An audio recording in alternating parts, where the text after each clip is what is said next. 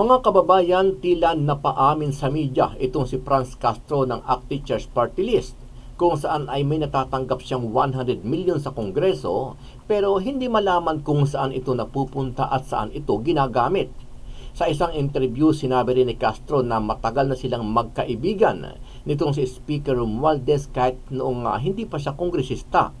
Isiniwalat din ni Castro na madaling lapitan itong si Romualdez tuwing nagkakaroon sila ng mga project gaya na lamang ng mga charity campaign at pagtulong sa mga nangangailangang Pinoy.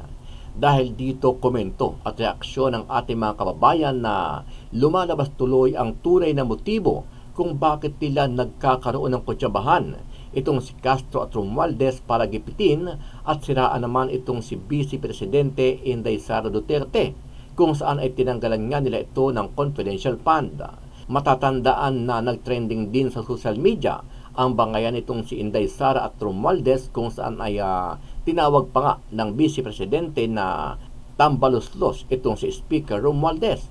At kamakailan lang ay nagkaroon naman ng issue itong si Castro at ang dating Pangulo na si Rodrigo Duterte, kung saan ay binanata ng dating Pangulo itong si Castro sa kanyang programa sa SMNI na Gikan sa Masa. Ano ang masasabi mo dito, kabayan? Naniniwala ka rin ba na nagkakaroon ng kampihan itong si Romualdez at Castro para pagtulungan ang mga Duterte at pabagsakin para sa darating na 2025 eleksyon?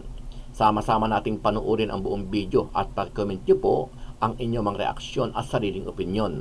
Pero bago yan, muli po ako nag-iimbita sa mga hindi pa po nakasubscribe sa ating channel na Kabayan News PH, pakipindot po ang subscribe button at pakiclick na rin ang notification bell para lagi kayong updated sa mga bagong upload natin na legit at napapanahong balita. Maraming pong salamat. Tatay Diggs, I hope you are listening.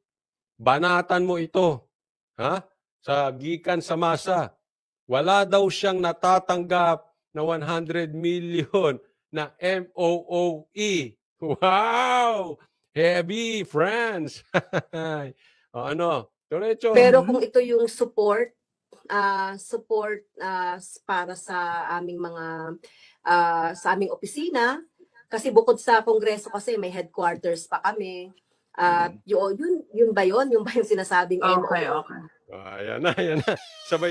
Sabay bawi. Wala kami natatanggap na to, pero meron kami natatanggap na support, yung mga opisina, etc. Alam nyo, yung mga hindi makasagot ng nilalaro nila yung words. Nilalaro nila yung yung nakapaloob doon. Halimbawa, bigyan ko kayo, ha? Sabi nila, nagpapa-audit sila sa COA. Pero hindi po audit yun. Ang kailangan mo doon, certification. France, magkaiba yung audit at certification. Naiintindihan? Nilabas yan ni SAS ilang beses. Dapat itemized with resibo kung saan ginastos. Nilabas nga ni SAS doon na meron pa siyang hinambing niya sa US. Ultimo, maliliit na dolyares nakalista. Kayo hindi, sinertify nyo lang. Ganyan nila paglaruan ng words. O hindi raw, wala raw silang confidential funds, hindi daw. Parehas yun, MOOE, ibig sabihin, ang pinagkaparehas po noon, hindi ma-audit. Nakasakatunayan, ang confidential funds ay na-audit pa. Ang MOOE, hindi. Ayan na naman tayo Binobobo nyo na naman yung mga taong bayan Ginugulo nyo.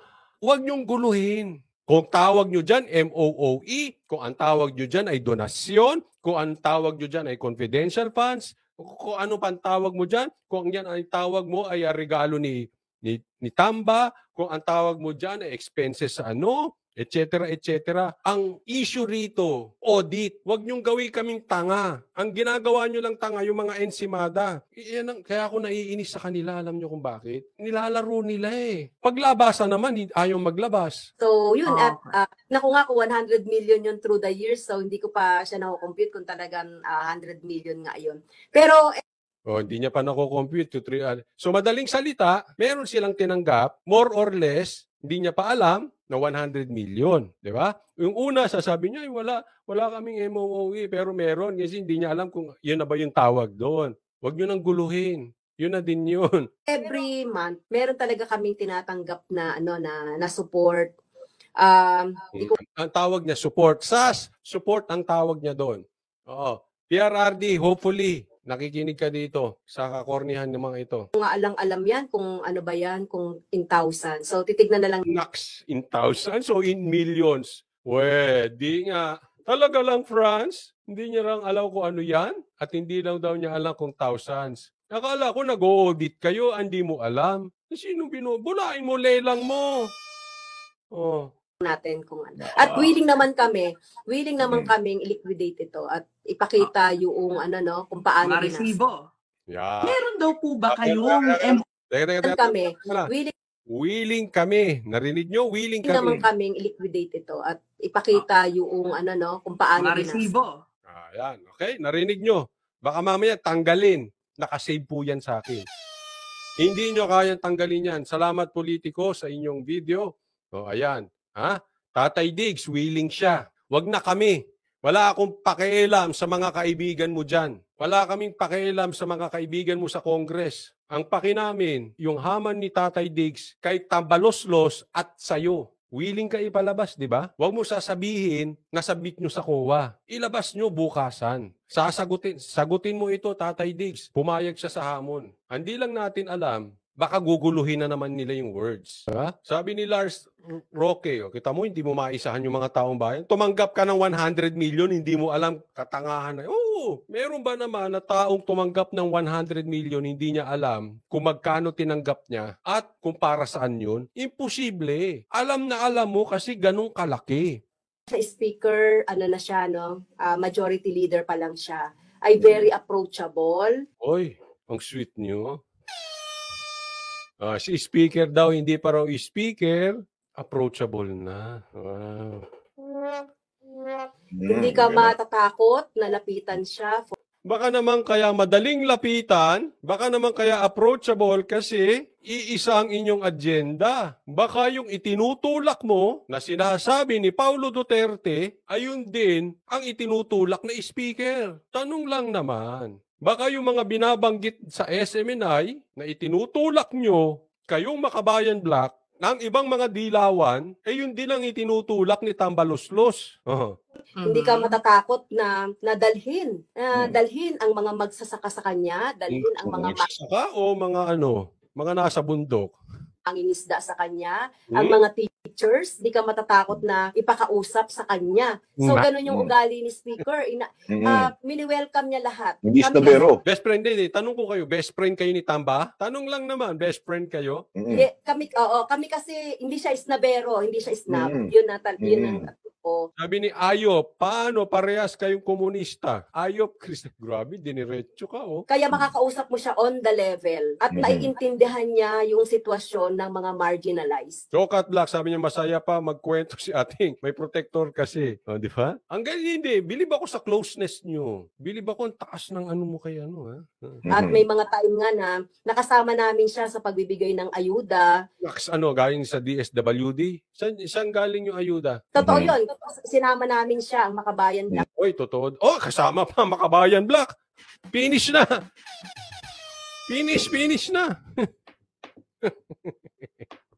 Sinama namin si speaker at iba pang leadership ng Kamara para magbigay ng ayuda doon sa mga nabiktima ng oil spill, Kami palang pinagsabahan ng Makabayan Black tsaka si.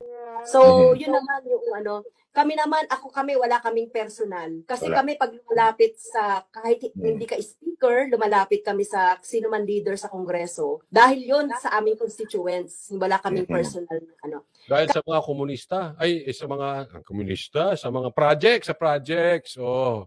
Kaya yung sinasabing, sige po. Sinasabing meron kaming kontsabahan about Hindi halata. Confidential funds. Wala kaming ganung wala kaming di nga. Naman. Ginagawa mo na naman. Ito mahirap. Alam nyo, yan ang mahirap sa mga politiko. Anong ginagawa mong tanga mga Pilipino? Huwag nyo gawing tanga mga Pilipino. In fact, kung makikita ninyo, Michael and Ina, marami kaming hindi pinagkakasunduan ng speaker na mga issue.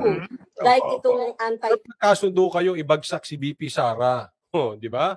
Kasi ikaw, iba yung grupo mo eh. Kasi yung grupo mo ay ayaw ni Sara. Tama ba? Oh. Si Tamba naman, tatakbong 2028, wag na tayo maglokohan. So, meron kayong common enemy. Kahit di kayo magkasundo, common enemy. Common enemy. O, di ba? Isus naman. O. Di ba? Ganun din eh. Magkaiba lang kayo. Kasi, di ba, alam na alam natin, galit na galit ang mga Duterte doon sa inyong mga alyansa. Sila ang tinik nang dahil sa Duterte, tanggapin natin, humina. Humina kayo. Ngayon, yung isa naman, ang tinik sa lalamunan ni Romualdez si Sara. Ko ba naman tawaging tambaluslos eh. LQP pa at maraming salamat po. Terrorist law, itong SIM card, itong national ID, itong Maharlika. Nakita niya kung gaano namin kinontra itong Maharlika. Siyempre, katulad nga na sinabi ko, natulak siguro si Speaker at ang leadership doon sa clamor ng ating mga taong bayan. Kaya wala kaming ganon. Tingin ko yung mga actuations na ni ng Vice President ang nagdiin sa kanya or nagbaba sa kanya. Kasi kung sinagot niya lang kami noon, pinaliwanag niya confidential funds, wala naman sigurong mangyayaring ganun. Kasi nagduda talaga ng sobra ang mga tao eh. So hindi mo na kailangan ng mga plano-planong demolition job. Hindi it's not our cup of coffee. Ating saan ka nakatira? It's not your cup of coffee. Wala daw demolition job kasi si BP mismo ang nagdiin para sa sarili niya. Yung mga ganon. Kasi hindi kami ganon. Walang ganon ang makabayan.